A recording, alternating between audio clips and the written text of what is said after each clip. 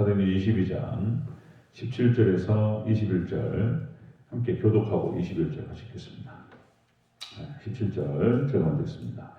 후에 내가 예루살렘으로 돌아와서 성전에서 기도할 때에 황홀한 중에 봄에 주께서 내게 말씀하시되 속히 예루살렘에서 나가라. 그들은 네가 내게 대하여 증언하는 말을 듣기 하리라 하시거늘.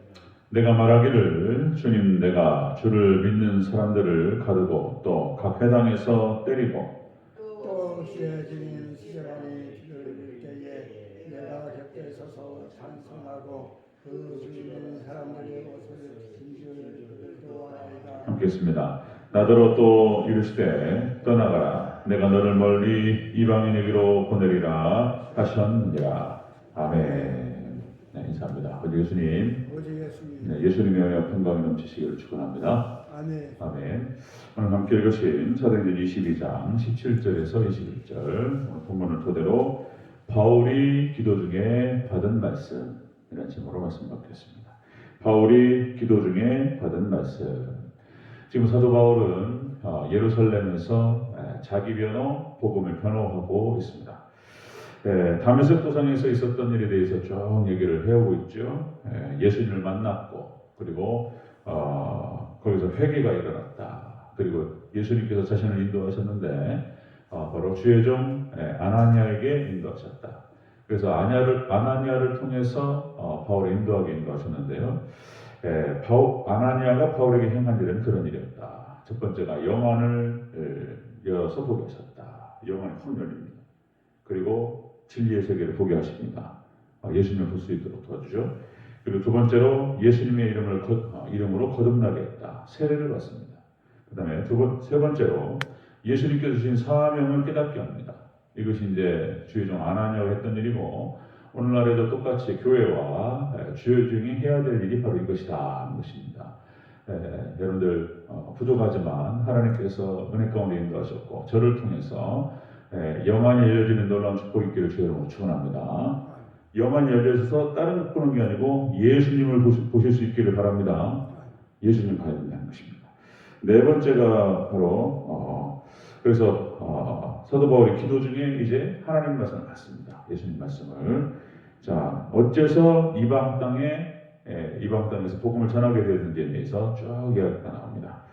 자, 바울이 기도 중에 받은 말씀 첫 번째, 예루살렘 사람들은 증언을 듣지 아니하리라 이렇게 말씀드렸습니다. 예루살렘 사람들은 증언을 듣지 아니하리라.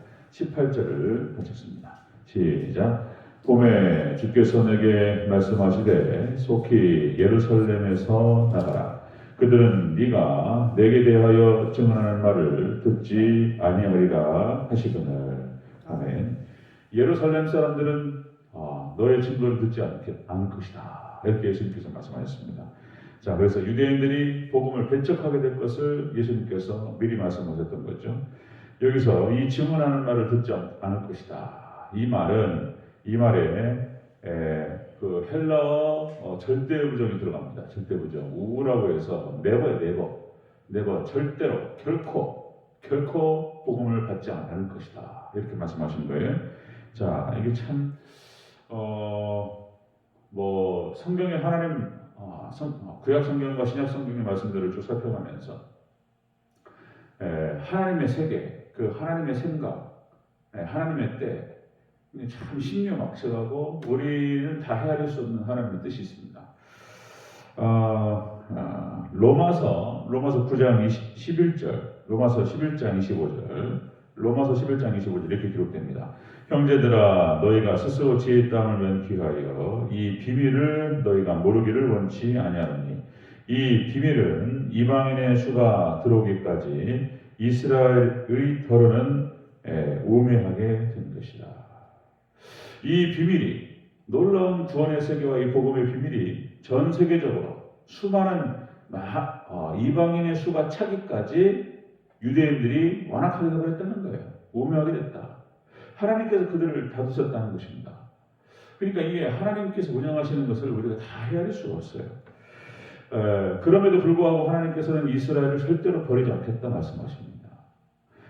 로마서 8장, 로마서 8장까지 구원에 대한 확실한 얘기들을 좀 말씀하시고, 그리고 그 로마서 9장과 10장, 11장까지 이제 그 구원의 확신과 구원의 놀라운 역사를 유대인들에게 적용하십니다. 자, 쭉 그런 말씀을 하시고, 이제 로마서 11장 5절 말씀에 남은 자가 나와요. 남은 자 사상. 남은 자 사상. 그래서 이제 렘넌트 신앙 뭐 이런 표현을 쓰는데 영어로 남은 자 신앙. 그래서 아합 시대 때 바알에게 무릎을 꿇지 한 남은 자 7천 명을 얘기합니다. 엘리야를 중심으로 해서 엘리야가 이제 그런 얘기 쭉 한단 말이죠. 이제 하나님 세상에 이럴 수가 있습니까? 어떻게 하나님의 백성들이 하나님을 떠나서 이방인을 섬기고 하나님 지금 누가 있습니까? 하나님께서 직접 말씀하셨어요. 바알에게 무릎을 꿇지 한 남은 자 7천 명이 있다. 또 남은 자 또 7천 명이에요. 또 7있습니다. 7 곱하기 10인데 그러니까 이제 결국은 또 하나님께서 남은 자들을 하나님 살려놓으셨고 그 남은 자들을 통해서 그 복음을 쭉 연계시켜 나가십니다. 자, 그 얘기를 쭉 하시는데요. 자, 유대인들이 이스라엘이 완고하게 됐다는 것입니다. 완고하게 됐다. 이게 하나님의 놀라운 이 구속 경륜이죠. 놀라운 하나님의 구속 경륜. 그들이 완고하게 되고 우둔하게 되어서 복음이 막혀버렸어요. 이랬기 때문에 그 복음이 이방으로 흘러가게 됩니다. 사도행전 1장 8절에 그 예언이 성취되는 방식이 이런 방식이었습니다. 사도행전 1장 8절 성령이 너에게 임하시면 너희가 권능을 받고 예루살렘과 온 유대와 사마리아와 땅끝까지 이르러 내 증인되리라. 만약에 유대인들이 그 복음을 받았다면 사도 바울은 거기서 멈췄을 수도 있습니다. 그런데 유대인들이 받질 않았어요. 그러니까 유대인들이 철저하게 배척을 하고 거부를 했기 때문에 이 복음이 이방으로 흘러갔다는 것입니다. 이것을 어떻게 우리가 헤아릴 수 있을까? 하나님의 구속 경륜이 그렇게 흘러들어갔다는 것입니다. 자, 바울이 기도 중에 들은 말씀이 그것이었습니다. 유대인들이 복음을 철저히 거부하게 될 것이다. 이 말씀을 들었고요. 자, 두 번째 보겠습니다. 바울이 기도 중에 받은 말씀 두 번째. 자, 또다시 이방인에게로 보내리라. 이렇게 말씀하셨어요. 21절 함께 읽습니다. 시작. 나더러 또 이르시되 떠나가라. 내가 너를 멀리 이방인에게로 보내리라 하셨느니라. 아멘. 너를 이방인에게로 보내리라. 이방 땅에서 복음을 전하게 하리라. 이렇게 말씀하셨어요. 하나님께서 이렇게 이끌어 가셨던 거예요. 그러니까 이제 여기서 우리가 믿음의 시각으로 하나님의 절대 주권을 바라보면서 우리가 믿음의 시각으로 받지 않으면 이게 이제 여기서 또 막 헷갈리고 혼란스러워하면서 믿음에서 떠나는 일이 벌어질 수도 있습니다. 하나님은 도대체 왜 그렇게 하시냐 이렇게 또 따져 물을 수도 있어요. 왜 하나님께서는 그렇게 하시느냐? 왜 유대인들을 버리시느냐? 그때 당시에 그러니까 결국에는 하나님께서 나중에 유대인들 반드시 구원을 이끌어 가십니다. 그러면 그 시대 때 유대인들은 하나님 복음을 거부함을 통해서 이 책임은 누가 져야 되느냐? 복음을 거부함을 통해서 예루살렘이 멸망을 하고 2000년 동안 유대인들이 방황하고 유리되고 그때 그 고통들에 대해서 어떻게 해석해야 될 것인가? 왜 하나님께서는 그렇게 하시냐 따져볼 수 있습니다. 그럼 우리는 그 앞에서 믿음으로 그렇게 반응을 해야 돼요. 여기까지가 하나님의 뜻이었고 그리고 하나님께서 인도하시는 거다. 성경에 기록된 것이고 우리는 말씀 그대로 받아야 될 줄로 믿습니다. 그러니까 그 자세가 굉장히 중요해요. 이게 개혁주의자들 칼빈을 중심으로 해서 이제 우리 믿음의 선배들이 그렇게 이제 표현을 합니다. 근데 믿음의 자세가 그런 것이죠. 성경이 가는 데까지 가고 성경에서 멈추면 멈추라.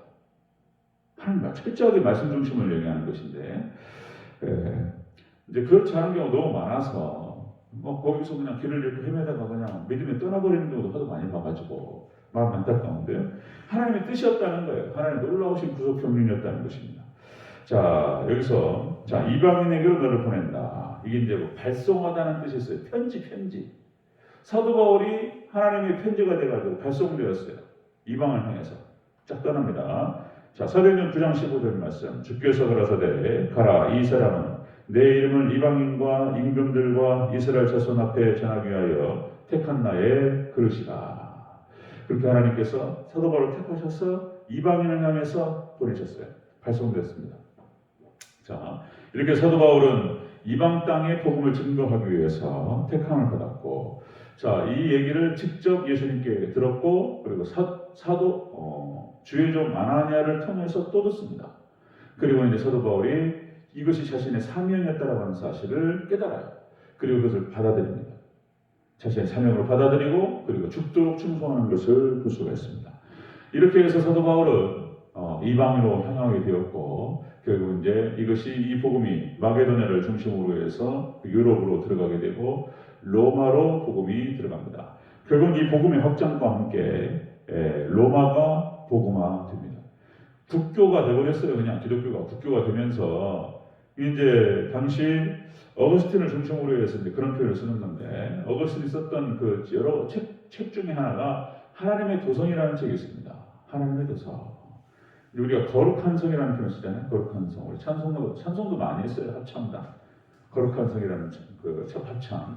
그리고 또 이제 여기도 있을지 모르겠습니다. 대전에도 양구에도 있었고 춘천에도 있었고, 그러니까 이제 춘천 성시화 운동. 춘천을 하나님의 도성으로 만들자. 이런 목표를 가지고 교회가 연합하고 함께 기도하고 부활절, 성탄절 때마다 같이 기도하면서 춘천 성시화 운동, 대전 성시화 운동이 분명히 있을 거라고 보는데 있어요. 대전 성시화 운동, 그러니까 대전을 하나님의 도성으로 만들자. 우리의 목표가 되어야 될 줄로 믿습니다. 많은 영혼들을 하나님께로 인도하고, 우리 최종 목표예요. 우리 주변 사람들을 하나님께로 이끌고 이런 것이죠. 결국은 이것이 하나님께서 허락하셔서 로마가 성시화됩니다.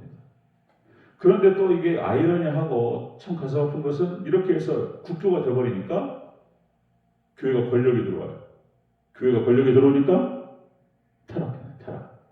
교회가 타락해버리는 거예요. 4세기, 5세기 이렇게 쭉 내려오면서 교회가 타락해가지고 1000년 동안 타락해버립니다. 또 이렇게 하면서 또 이제 복음이 닫혀요. 이게 파도를 쳐요. 그리고 다시 16세기에 들어와서 종교개혁이 일어나기 시작하고 다시 처음으로 다시 돌아갑니다. 그래서 종교개혁과 함께, 그리고 하나님의 놀라우신 또 이제 그 복음의 역사가 살아나기 시작하고, 그리고 이제 청교도 시대가 오기 시작하고 부흥의 시대였습니다. 영국과 미국을 중심으로 해서 당시에 자본주의가 일어나기 시작하고 막 이렇게 할 때 영국은 야만적이었어요.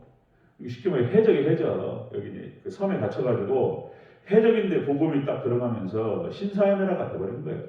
영국 신사 하는 표현을 쓰는 건데, 영국 신사의 나라가 되고 그 복음과 함께 미국으로 흘러 들어가게 되고 전 세계가 복음화되기 시작하고 그 복음이 한국까지 들어오고 전 세계로 퍼져나갔던 것입니다. 자, 이런 놀라운 역사가 일어났는데, 역시 이제 마지막에는 유대인입니다. 끊임없이 약속해요. 여러분들 선지서 예언서를 보면은 뭐 이사야, 에레미야, 에스겔, 선지서 전체가 뭐냐면은 결국에는 무슨 얘기를 하냐면은 이스라엘의 회복을 말씀하세요. 다시 회복하리라. 이 말씀을 하세요. 회복하리라. 그 회복이라고 하는 것은 이스라엘이 70년 동안 포로로 끌려갔는데 에스겔에서 다시 돌아오리라.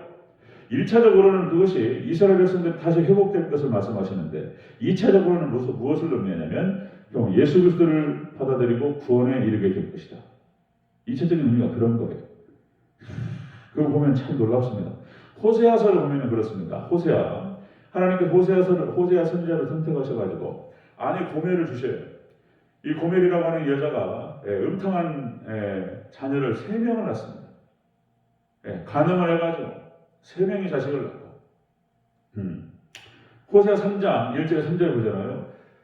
호세아 3장 1절에 3절 말씀을 쭉 보면 5절까지 나와요. 3장이 5절까지 있는데 그 5절, 4절과 5절이 놀라운 회복의 역사를 말씀하십니다. 이게 마지막 종말에 대한 예언이에요. 그것이 1절부터 3절까지 그 얘기를 쫙 듣고 있으면 막 가슴이 막 절절해요. 하나님께서 얼마나 이스라엘을 사랑하시는지. 여기서 또 이제 1차적으로는 이스라엘 유대인을 말하는 것이고, 2차적으로는 지금 잠자고 있는 교회를 향한 하나님의 사랑이에요. 잠자고 있는 교회를 향해서 하나님 얼마나 사랑하시는지 이런 표현이 나와요. 이런 표현이 나오는데, 너희가 다른 신을 섬기고 그리고 세상을 즐겨도 너희 이스라엘을 나는 사랑하노라. 이런 거예요. 어떤 여자를 사랑했는데 어디 뭐 가끔 가요에 나오잖아. 가요에 나랑 떨어져 있었는데 너를 너무 사랑하니까 네가 만약에 힘들면 다른 남자 잠깐 만나도 돼. 뭐 이런 노래 있잖아요. 이거. 네가 정말 외롭고 힘들면 다른 남자 잠깐 만나도 돼. 그리고 막 울어. 그 얘기하면서 남자는 막 울어요. 무슨 뭐 어떻게 생각하면 뭐 연애도 이런 연애 편지도 없습니다. 진짜 하나님께서 니네가 다른 신을 섬기고 세상을 즐긴다 할지라도 세상을 즐긴다 할지라도 나는 나를 사랑하라. 이런 말씀하세요. 범죄한 이스라엘을 사랑하셨다는 거예요. 두 번째가 또 뭐냐면 나를 위해서 너를 산다는 거예요. 나를 위해서 못 견디겠다. 하나님께서 너무 사랑해가지고 네가 바람을 폈음에도 불구하고 그냥 못 견디시는 거예요. 그냥 못 견디신다는 것이 뭐냐면은 이게 너를 내 아내로 내 옆에 두지 않으면은 견딜 수 없다는 거예요. 그 정도로 사랑하시는 것이에요. 나를 위해서 너를 사겠다는 거예요. 대가를 지불하고. 결국 예수님께서 이 땅에 오셔서 자 속량하십니다. 속량 대가를 지불하고 구속이라는 표현을 쓰는 거예요. 속량하시고 구속하시는 거예요. 자기 자신의 목숨을 바쳐서 이스라엘 백성들을 사요. 그 표현이 호세아서에 나와요. 그 다음에 세 번째 뭐라고 표현하냐면요. 너는 많은 날 동안 나와 함께 지내자. 허허 이렇게 말씀하세요. 영원토록 이스라엘 백성과 함께 하기 원하시는 그 하나님의 그 마음이 막 절절하게 느껴진다니까요. 호세아서에. 저도 그거 보면서 이렇게 사랑하시나. 우리를 이렇게 사랑하신 줄로 믿습니다. 1차적으로는 이스라엘을 말하는 것이고 2차적으로는 지금 잠자고 있는 교회를 향해서 하시는 말씀이에요. 결국 하나님께서 우리가 지금 잠자고 졸고 있지만은 우리를 깨우셔서 우리를 천국으로 영생으로 인도하실 줄로 믿습니다. 너무나 사랑하신다는 거예요. 자, 바울의 기도 중에 받은 말씀이 그런 것이었습니다. 유대인들은 결코 복음을 받지 않으리. 그리고 두 번째 이방 땅에 너는 복음을 전하게 되리라. 유대인들이 복음을 받지 않음으로 말미암아서 그렇다면 놀랍습니다. 하여튼간에 이방인이 복음을 거부함을 통해서 유대인이 안 받으니까 이방으로 흘러들어가면서 안 받았기 때문에 이방으로 땅끝까지 친구가 됐어요. 그리고 안 받았는데 2000년 동안 방황하면서 이들은 또 훈련되고 연단됩니다. 마지막에 돌아가가지고 유대인으로 가가지고 이들이 구원받습니다. 이것을 하나님께서 반드시 하시겠다고 예언서에서 다 얘기하고 있어요. 결국 하나님께 택하신 백성은 절대로 버리지 않아요. 반드시 하나님께서 구원으로 인도하실 줄로 믿습니다. 우리가 부족하고 연약하지만 우리를 부르시고 우리를 붙들었어요. 우리를 붙드신 그 손은 절대로 하나님께 놓지 않으실 줄로 믿으시기를 축원합니다. 그냥 성경에요. 그냥 절절해요. 그냥. 뭐 가요에서 나오는 좀 유치한 가사는 뭐 저리 가라요. 그냥 진짜로 그렇습니다. 여러분들 우리가 하나님의 손에 붙들리고 또한 우리가 더욱더 하나님을 의지함으로 말미암아서 땅끝까지 복음을 증거하는데 쓰임받는 우리 대전자교회 저와 여러분 되시기를 주님으로 축원합니다. 아멘. 기도하겠습니다.